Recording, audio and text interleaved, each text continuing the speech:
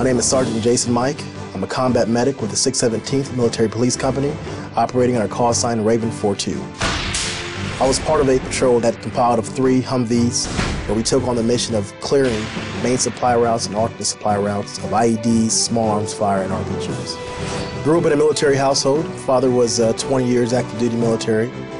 Seeing my dad wake up every morning, going to work in a uniform with shined boots and a creased uniform made me extremely proud, and it's something that I wanted to be a part of. For young Jason Mike, growing up in the military would mean different schools in different states, even different countries. Instilled with love and discipline from a career Army father and a Korean-born mother, young Jason welcomed the new neighborhoods, schoolyards, and playgrounds as he emerged as a star athlete.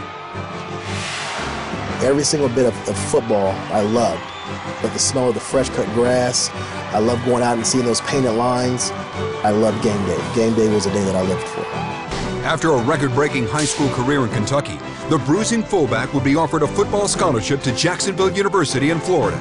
But his life course would change when on a crystalline autumn morning in 2001, America came under attack. As I walked into my room, I saw the second plane hitting the World Trade Center.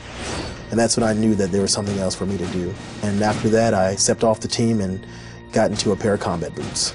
Mike was assigned to the 617th Military Police Company as a combat medic, and in November of 2004, his unit was deployed to Iraq. Mike's MP unit, under the command of Sergeant Timothy 9, would be responsible for security along several supply routes south of Baghdad. On March 20th, 2005, Specialist Jason Mike was in the rear vehicle of a patrol that was shadowing a large supply convoy.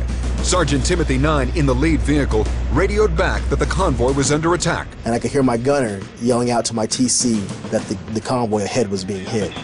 The 3 Humvees of Raven 42 had trained on this route for just such an ambush and sped into contact with the enemy. They turned down a familiar side road surrounded by orchards and irrigation canals. My gunner began to just rock away on the 50 cal.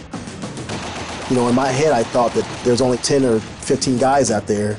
This fight would be over in 10 minutes. But that wouldn't be the case. As many as 50 well-armed anti-Iraqi forces, using the canals and trees for cover, turned the full force of their fire from the convoy onto the MP vehicles.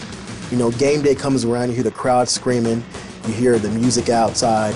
All you want to do is get on the field and play ball. And that's the same way I felt in that same scenario. All I wanted to do was get out the vehicle and play ball. The lead vehicles with Sergeant 9 and 5 others continued down the road where they stopped and engaged the enemy at close range. Specialist Mike's vehicle with 4 MPs had already stopped and was taking heavy fire from both sides of the road. Specialist Mike dismounted the vehicle, his sidearm drawn. I counted about 25 guys that I saw that were peering back at me, with rounds blazing right towards me. At that point, I realized we were in a bigger fight, and the only thing I could think was, hey, let's go ahead and get them before they get us.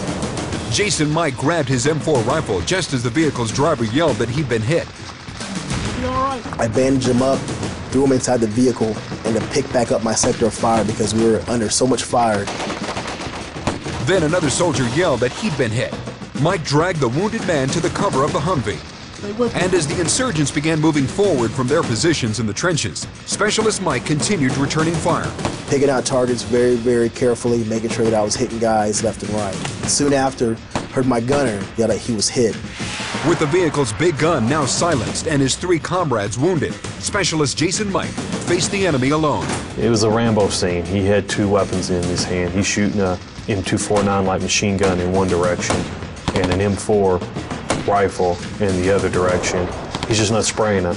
He's looking back and forth as he's doing these shots to make sure he's shooting at what he needs to shoot at. The vehicle's .50 caliber soon began to roar again as Sergeant 9 and Sergeant Leanne Hester went into the canals to eliminate the last insurgents.